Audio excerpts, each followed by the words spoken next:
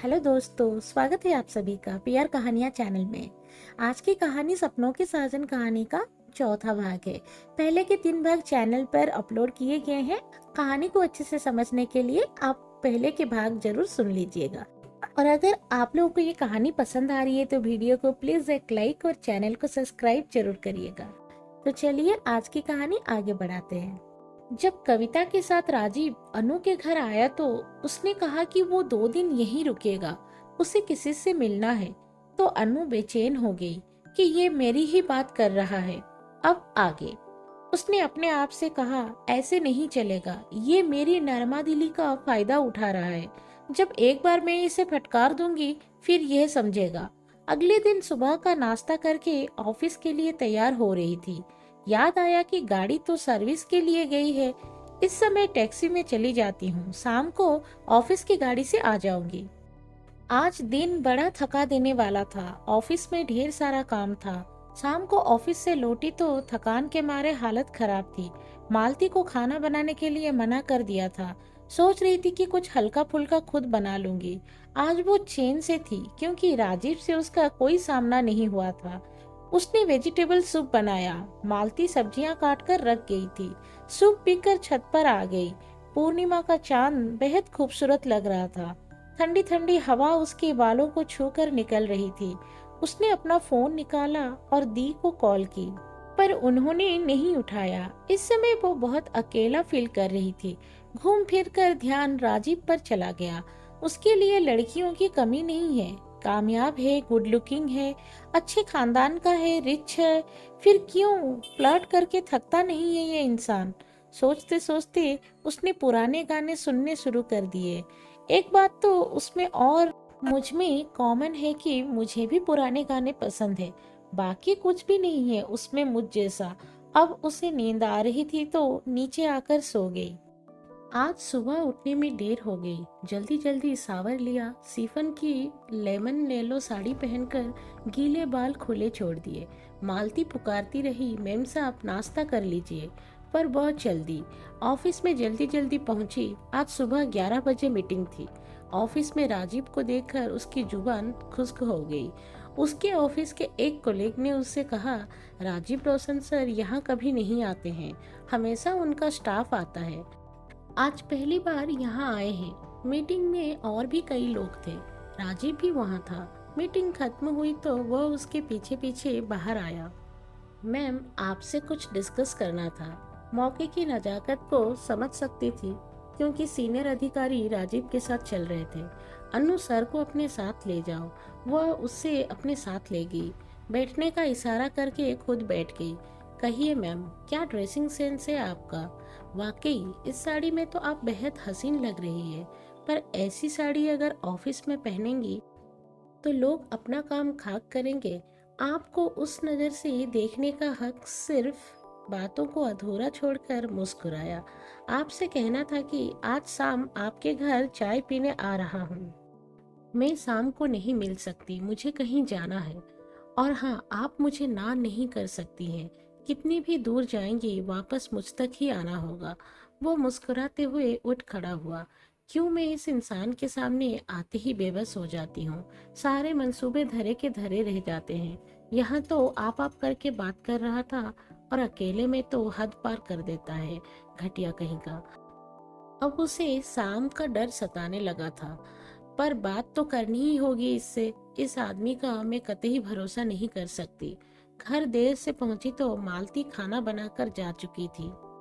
7 बज चुके हैं। अब कोई चाय का टाइम नहीं है। उसने फ्रेश होकर चेंज किया और बैठ गई। इतने में बाहर गाड़ी की आवाज आई। समझ गई कि उसकी परेशानी का सबब आ गया है। बाहर ही बैठूंगी, अंदर पता नहीं क्या कर दे। वैसे भी इसके लक्षण सही नहीं है। फटाफट बाहर जाकर लॉन में चली गई। ओह, तो मैडम यहाँ है। उसने चेयर खींची और उसके आगे बैठ गया। तुम्हारे सो कॉल्ड लोग बातें नहीं बनाएंगे अगर हम दोनों यहाँ बैठे तो। पहले चाय बनाओ, मैं लेमन टी लेता हूँ विदाउट शुगर। ये कोई चाय का वक्त नहीं है। नो टेंशन, मैं किसी भी वक्त पी लेता हूँ। अंदर आकर मदद कर देता हूँ तुम्हारी। आप यहीं बैठिए, मैं खुद बनाकर लाती हूँ। वो गुस्से से बोली। ओके। वो बड़े ढीठपन से मुस्कुराया। बड़ा आया मदद करने वाला, अपने घर का किचन कभी देखा भी होगा। वो अंदर गई, लेमन टी बना कर ले आई और उसके आगे टेबल पर पटक दी। लगता है अपना गुस्सा भी मिलाकर लाई हो इसमें, फिर तो ये पक्का जहर बन गया होगा। इसके साथ कुछ स्नैक्स तो ले आती। अरे हाँ, मैं तो भूल ही गया था, सिंपल लोग दूसरों को चाय के साथ स्नैक्स नहीं देते, बल्कि खुद खाते हैं। उसने सिर के पीछे दोनों हाथ बांधकर चेयर पर टिककर हंसते हुए कहा, वैसे तुम्हारी शक्ल पर लिखा है कि तुम बहुत कुछ कहना चाहती हो। जो कहना चाहते हो कह सकती हो, ये हक मैं तुम्हें दे चुका हूँ। मुझे कोई हक नहीं चाहिए। अमीर लोगों की फितरत से मैं अच्छी तरह से वाकिफ हूँ। आज मुझ पर दिल आया है तो हक की बात है। मैं वो लड़की नहीं हूँ जिसे आप इस्तेमाल कर सके। मुझे आप में कोई इंटरेस्ट नहीं है। अजीब ने चाय का सिप लिया और जबरदस्ती उसका हाथ अपने हाथ में ले लिया। तुम्हें मुझ में इंटरेस्ट नहीं है, पर मुझे तुम में है। अब क्या करोगी? Now I am serious. उसने अपना हाथ छुड़ा लिया। हाँ जानती हूँ, आपके इंटरेस्ट तो दुनिया भर में फैले हुए होंगे, उन्हीं में से मैं भी एक हूँ। तुम ऐसा कैसे कह सकती हो? क्या कमी है आपके अंदर? कुछ भी तो नहीं। चलो, तुमने ये तो माना कि मैं हर तरह से तुम्हारे लायक हूँ। वो मुस्कुराया। सच में, कहीं ऐसा ना हो कि ये तारीफ सुनकर मैं तुम्हें अभी अपनी बाहों में कैद कर लूं। उसने उसे देखते हुए कहा। आइंदा हम कभी नहीं मिलेंगे, अन्नू बोली। ये तुम नहीं, मैं डिसाइड करूंगा। आप इतने बड़े बिजनेस घराने से हैं, आपने किसे डेट किया है मैं जानती हूँ। आपको अपना वक्त मुझ जैसी साधारण लड़की पर जाया नहीं करना चाहिए। तुम क्या हो मुझसे और मेरे दिल से पूछो। और एक बात, तुमसे मोहब्बत के लिए मेरे पास वक्त ही वक्त है। चाहो तो आजमा कर देख लो। वैसे मेरे बारे में काफी जानकारी इकट्ठी कर रही हो। देखो, तुम मेरा प्यार हो और मेरी जिद भी, और मेरी जिद के आगे कोई नहीं जीत सकता, तुम भी नहीं। वो मुस्कुराया। अब आप जा सकते हैं, काफी रात हो गई है। और अगर ना जाऊं तो? वह उसकी तरफ बढ़ा तो उसने घबराकर उसे रोकने के चक्कर में उसने अपना हाथ उसकी छाती पर रख दिया। राजीव ने उसके इर्द गिर्द अपने हाथ बांध दिए। उसने घबराकर उसे पीछे धकेलने की कोशिश की, पर पीछे नहीं कर सकी। तमाशा मत करो, तुम्हारे सो कॉल्ड देखने वाले लोग बाहर आ जाएंगे, जो ठंड में अंदर टीवी देख रहे हैं। कुछ कहना चाहता हूँ, ध्यान से सुनो। वो उसके कान के पास आकर बोला। वो अब भी उसकी पकड़ में थी। उसने पकड़ ढीली की तो वो छिटक कर खड़ी हो गई। बड़ी बेरहम हो तुम। तुम्हें मुझ पर तरस नहीं आता? लगता है मेरी शक्ल तुम्हें इतनी पसंद है कि बार बार देखना चाहती हो, इसलिए मेरा नंबर ब्लॉक कर दिया। वो पेन पॉकेट में हाथ डालकर उसके सामने खड़ा हो गया। मुझे अनब्लॉक करो, नहीं तो रोज यहाँ आ जाऊंगा। और हाँ, अनब्लॉक करने से ही काम नहीं चलेगा, फोन सुनना भी पड़ेगा। देर हो गई है, आप जाइए। बड़ी मुश्किल से उसके मुंह से निकला। ठीक है, जा रहा हूँ। अगर फोन नंबर ब्लॉक मिला तो कल फिर मिलेंगे। तुम्हारे करीब आने के लिए तो मुझे लाइसेंस लेना पड़ेगा। क्यों? ठीक कहा मैंने। बड़ी ढीठपन से मुस्कुराते हुए बोला, बाय डार्लिंग। उसके जाने के बाद उसने राहत की सांस ली। निहायती बेशर्म इंसान। उसने गहरी सांस भरी और घर के अंदर चली गई। डिनर करने के बाद टहलते हुए सोचने लगी कि इसे अनब्लॉक करूँ तो मुसीबत, ना करूँ तो मुसीबत, पुलिस कंप्लेंट करूँ तो क्या कहूँगी। काफी देर सोचने के बाद उसने राजीव को अनब्लॉक कर दिया। वो टहलने के बाद अंदर आकर बेडरूम में लेट गई। फोन बजा तो राजीव का ही फोन था। उसने नहीं उठाया। जब दूसरी कॉल आई तो उसने उठा लिया। हेलो, अच्छा लगा जानकर कि तुम मेरे फोन का वेट कर रही थी, उसने हंसते हुए कहा। वो चुप रही। देखो, ये चुप्पी मुझे नाकाबिले बर्दाश्त ही लगता है। कल तुमसे रूबरू होना पड़ेगा। बोलिए, मैं सुन रही हूँ। अच्छा, सच्ची सुन रही हो? वो जोर से हंस दिया। तो फिर मेरी हार्ट बीट सुनो। जब से तुम मुझे मिली हो, मेरे दिल की धड़कनें काबू में नहीं रही है। मेरा दिल कहीं बाहर उछलकर तुम्हारे पास ना आ जाए। अगर मुझे कुछ हुआ तो सारा इल्जाम तुम पर आएगा। पता नहीं तुम कब तक मुझसे दूर रहोगी। जानती हो, तुम हर रोज मेरे सपनों में आती हो और मुझसे कहती हो कि मुझसे मिलने कब आओगे। तभी तो मैं आज आया था। तुम एक काम करो, मेरा फोन टैप करके पुलिस में कंप्लेन कर दो। मैं चाहता हूँ कि मेरी दीवानगी दुनिया देख ले। मुझे नींद आ रही है। मेरी जान, मोहब्बत के बाजार में ये हीरा कौड़ियों के भाव बिक रहा है। हाथ से मत जाने देना। वो हंस दिया। Okay, good night, sweet dreams. सिर्फ मेरे सपने देखने की इजाजत है तुम्हें। अनु ने झुंझलाकर फोन रख दिया। ना समझ इंसान, अभी तो यहाँ पर इतना कुछ बकबक करके गया था, फिर फोन भी कर दिया। कहता है मेरा फोन टैप करके पुलिस में दे दो और मेरे साथ तुम भी बदनाम हो जाओ। तुम्हारे पोस्टर भी सारे शहर में चस्पा हो जाए, तुम्हारा नाम भी न्यूज़पेपर में छप जाए। अमीर लोगों को फर्क नहीं पड़ता, ऐसी न्यूज़ तो उनके लिए गोल्ड मेडल होती है, पर मुझे ऐसा गोल्ड मेडल नहीं चाहिए जिसका जवाब देना मुझे भारी पड़ जाए। अब तो सारी गालियां भी खत्म हो गई है मेरे पास। वो गुस्से में भुनभुनाती हुई सोचने लगी, पता नहीं किस लड़की की किस्मत फूटेगी जो इसकी बीवी बनेगी। सोचते सोचते उसे नींद आ गई। गजब कि वो उसके सपने में भी प्रकट हो गया था, उसे अपनी बाहों में समेटे हुए। और इससे भी हैरत अंगेज बात ये थी कि वो उसके बाहों में खुश नजर आ रही थी। उसकी नींद खुल गई। उसके दिल की धड़कनें तेज हो गई। ईश्वर करे कि ये भयानक सपना सपना ही रहे। मैं उसे बर्दाश्त नहीं कर सकती। अगले दिन सुबह देर से उठी। संडे था। नाश्ते के बाद बैठी हुई थी तो कविता का कॉल आया। हाय लकी गर्ल, कैसी हो? ऐसा भी क्या लक है मेरा, उसने हंसते हुए कहा। राजीव ने कहा कि वो तुम्हें प्यार करने लगा है और तुम भी उसे पसंद करती हो। व्हाट? वो आसमान से गिर पड़ी। व्हाट? क्या? मानना पड़ेगा, तेरी चॉइस बहुत अच्छी है। मैं तेरे लिए बहुत खुश हूँ। चल बाद में बात करती हूँ। उसने बम फोड़कर फोन रख दिया। अच्छी चॉइस माय फुट कहता है कि मैं उसे पसंद करती हूँ। उसे सोचकर ही गुस्सा आ गया। अभी मिल जाए तो मुंह नोच लूंगी। इतने में मालती आई। मैम साहब, दिन में क्या बनाऊं? कुछ नहीं मालती, मैं बाहर जा रही हूँ, शायद शाम तक लौटूंगी। तुम खा लेना, किचन समेटकर घर चली जाना। वो बिस्तर पर औंधे मुंह लेट गई। आज उसे बहुत बोरियत महसूस हो रही थी। बोरियत दूर करने के लिए उसने शॉपिंग करने का फैसला किया। वॉकिंग करके जाऊंगी, बहुत दिनों से वॉकिंग नहीं की है। शॉपिंग तो नाम मात्र की ही होगी, बस पैदल चलना हो जाएगा। आज मौसम बहुत खुशगवार है, अच्छी धूप है। तैयार होकर वो मार्केट के लिए निकल गई। सड़क के किनारे देवदारों के ऊंचे ऊंचे पेड़ बहुत खूबसूरत लग रहे थे। बारिश के बाद सड़कें धुली हुई महसूस हो रही थी। आज हवा में अजीब सा ताजापन था। उसने एक गहरी सांस खींचकर फेफड़ों में भर ली। घर से बाहर निकलकर उसे अच्छा महसूस हो रहा था। ये मेरा अपना शहर है। आंखें बंद करके सड़क के किनारे अकेले में एक पेड़ से टेक लगाकर खड़ी हो गई। वो चुपचाप प्रकृति को महसूस कर रही थी। सच में जिंदगी इन पेड़ों के बिना कुछ नहीं है। इतना खूबसूरत है सब कुछ भी। वो अपनी पिछली जिंदगी के बारे में सोचने लगी। अजय एक बार फिर उसे याद आ गया था, जो उसके दिलो दिमाग में कड़वाहट घोल गया। क्या सब लोग ऐसे ही होते हैं? क्या प्यार का कोई मोल नहीं होता? सब भावनाओं से खेलते हैं। जिसे कभी मैं प्यार करती थी वो मेरी इज्जत से खेलना चाहता था। वो तो भगवान ने मुझे बचा लिया। और दूसरा, छी, उससे तो ना खुद शर्म है ना किसी की परवाह है।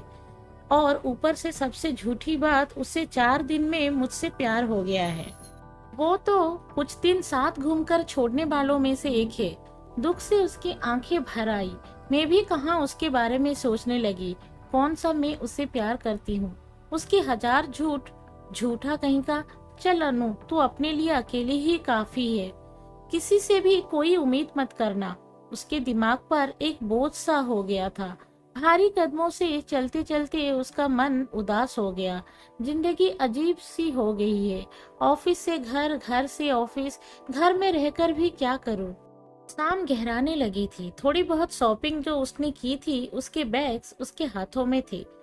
ठंड भी बढ़ गई थी। पहले सोचा कि रिक्शा कर लूं, पर फिर वो जल्दी जल्दी चलने लगी, जिससे जल्दी से घर पहुंच जाए। अपने ध्यान में खोई हुई वो चली जा रही थी कि बगल में गाड़ी आकर रुकी। अंधेरा हो रहा है। राजीव ही था। चलो घर छोड़ देता हूँ। वो उसे अनसुना करके चलने लगी। एक तो पहले ही उसका मन उदास और खिन्न था, ऊपर से उसने अपनी उपस्थिति दर्ज कराकर उसका पारा हाई कर दिया। राजीव ने गाड़ी एक तरफ लगाई और उसके साथ चलने लगा। वो रुक गई और उसकी तरफ देखने लगी। दोनों आमने सामने खड़े हो गए। आप चाहते क्या है मुझसे? कुछ नहीं, मैं तुम्हें चाहता हूँ। आई लव यू अनु। जीतने के लिए आप कुछ भी कर सकते हैं, चाहे किसी को कितना भी तकलीफ क्यों ना हो। जब से मेरी जिंदगी में आए हैं, मेरी जिंदगी जहन्नुम बनाकर रख दी है। वो जोर से रो पड़ी। आपका प्यार एक तरफा है, वैसे ये प्यार है नहीं, एक मजाक है मेरे साथ। अगर ऐसा ही चलता रहा तो मैं अपने आप को कुछ कर लूंगी। बड़ी मुश्किल से मेरी जिंदगी पटरी पर लौटी है। दोबारा अगर कुछ भी हुआ तो मैं संभल नहीं पाऊंगी। उसकी हिचकियां बढ़ गई। राजीव पहली बार चुप था। वो उसे रोते हुए देख रहा था। जिंदगी में कुछ भी परफेक्ट नहीं होता, बनाना पड़ता है। मुझ में भी जो भी कमी है वो तुम ठीक कर सकती हो ना? राजीव ने धीरे से कहा। तुम्हें मेरे पैसे से, रुतबे से, हर चीज से प्रॉब्लम है। तुम्हें लगता है कि अमीर लोग हमेशा बुरे होते हैं। ऐसा नहीं है कि मेरी जिंदगी में तुमसे पहले कोई लड़की नहीं थी, पर यकीन करो तुम आखिरी लड़की जरूर हो। वो सुनती रही और सिसकियां भरती रही। तुम मेरा प्यार हो और तुम्हारे लिए मैं कुछ भी कर सकता हूँ। मैं तुम्हें खुश देखना चाहता हूँ। मेरा प्यार इतना खुदगर्ज नहीं है जो किसी के मरने की वजह बन जाए। तुम मुझसे चाहती क्या हो? तो ठीक है, फिर आप मेरा पीछा छोड़ दीजिए, उसने अस्फुट शब्दों में कहा। ठीक है, अब रोना बंद करो, राजीव ने शांत स्वर में कहा। रात हो गई है, घर चलो, मैं खुद चली जाऊंगी। ठीक है, जाओ। वो चलने लगी। राजीव उसके साथ नहीं, पर उससे कुछ कदम पीछे चल रहा था, चुपचाप, बिना कुछ बोले। वो घर पहुंच गई। उसने गेट खोला, अंदर गई, पीछे मुड़कर देखा, राजीव गेट के बाहर खड़ा था, बिल्कुल खामोश। अब की दफा वो अंदर नहीं आया, वहीं से मुड़ गया। पहली बार अनु ने उसके चेहरे पर खामोशी देखी थी। एक अजीब सा भाव उसके चेहरे पर महसूस किया था। वो अंदर आई। आज उसके भीतर भी कुछ सूना हो गया था। कुछ देर चुपचाप सोफे पर बैठ गई। सोचती रही कि आज मैंने सब कुछ ठीक कर दिया है, पर शायद वो नहीं समझ रही थी कि प्यार उसके दरवाजे तक चलकर खुद आया था और उसने उसे वापस लौटा दिया था। आज उसका कुछ खाने का मन नहीं था। पानी पीकर चुपचाप लेट गई। चुपचाप लेटी रही। आज ना कोई फोन कॉल, ना कोई मैसेज, कुछ नहीं आया। काफी देर तक उसे नींद नहीं आई। सोई तो सुबह जब उठी सबसे पहले फोन चेक किया। कुछ ऑफिस के मैसेज थे, वो उसने 2 बार चेक किया। फिर अपने आप से पूछा कि फोन में मैं क्या ढूंढ रही हूँ। आज उसका मन किसी काम में नहीं लग रहा था। ऑफिस से छुट्टी लेकर घर पर ही रह गई। मालती घर का काम कर रही थी। उसने पूछा, मैम साहब, आपकी तबीयत तो ठीक है? हाँ, क्यों, क्या हुआ? आप इतनी चुपचाप नहीं रहती है, इसलिए पूछा। वो चुपचाप सोफे पर लेट गई। सोचने लगी। सारा दिन राजीव के बारे में सोचने का काम खत्म हो गया। कल रात वो मेरे साथ होने के बावजूद भी मेरे साथ नहीं, मेरे पीछे था। इतना कुछ सुनाने के बाद भी वो मुझे घर तक छोड़कर गया, पर कल उसके चेहरे पर अजीब सी खामोशी थी। वो सचमुच ऐसे अच्छा नहीं लगता। उसने एक झटके में जो कुछ कहना था वो कह तो दिया था, पर राजीव ने उसके खाली जीवन में एक हलचल तो मचा ही दी थी। उसने 1 हफ्ते तक छुट्टी बढ़वा दी। जिस राजीव ने उसके घर आकर उसे परेशान किया था, उसका कोई अता पता नहीं था। वो एक अजीब सी घुटन और कश्मकश में फंस गई थी। सोच रही थी कि वो भी अजीब नौटंकी बात सोचता है कि मैं उसके पीछे जाऊंगी। कहता है कि प्यार करता है, तो जो प्यार करते हैं क्या वो ऐसे छोड़ देते हैं? पर मैंने ही तो कहा था मैं उसके पीछे हरगिज नहीं जाऊंगी। आखिर मेरी भी कुछ सेल्फ रेस्पेक्ट है। उसके भाव फालतू में बढ़ जाएंगे। क्या पता मुझे गोल्ड डिगर समझ ले। उसके रुपए पैसे से मुझे कोई लेना देना नहीं है, पर वैसे इतना बुरा भी नहीं था बंदा। हफ्ता बीत गया। अन्नू अब रोज राजीव के बारे में सोचने लगी थी। फिर एक दिन कविता का फोन आ गया। कैसी है? आज बहुत दिनों बाद फोन किया। भाई तू तो राजीव से मिलते ही मुझे भूल गई। बाय द वे, राजीव से तो तेरी रोज बात होती होगी, पर तू उसे देखने यहाँ नहीं आई। क्यों, क्या हुआ? उसने तुझे नहीं बताया? अनु का दिल धक हो गया, पर वो चुप रही। 25 तारीख रात वापस लौटते हुए उसका एक्सीडेंट हुआ था। बाल बाल बचा। 25 तारीख तो उस दिन थी जिस दिन मैंने उससे झगड़ा किया था। वो गहरी सोच में डूब गई। बड़ा कैरिंग है, तुझे नहीं बताया। सोचा होगा कि तू खामोखा परेशान हो जाएगी। तू बड़ी किस्मत वाली है, उसने तेरा हाथ थामा है, कभी मत छोड़ना। जब वो अमेरिका से वापस आएगा उससे तुरंत शादी कर लेना। कहीं ऐसा ना हो वहां से किसी अंग्रेज मेम को मेरी देवरानी बनाकर ले आए। लगाम खींच कर रखा कर उसकी। कविता हंसते हुए बोली, चल बाय। एक बार फिर उसके दिमाग में तूफान उमड़ पड़ा। वो अमेरिका चला गया। उस दिन मैंने ही उससे कहा था कि मेरा पीछा छोड़ दो। उसने फोन हाथ में ले लिया। प्यार न सही, पर उसे जानती तो हूँ, बात कर लो उससे। सोचते हुए राजीव का नंबर मिला दिया। दोस्तों, आगे की कहानी जानने के लिए कहानी का अगला भाग जरूर सुने। अगर आप लोगों को ये कहानी पसंद आ रही है तो वीडियो को एक लाइक और चैनल को सब्सक्राइब जरूर कर दीजिएगा। मैं आपसे मिलूंगी कहानी के अगले भाग में। धन्यवाद।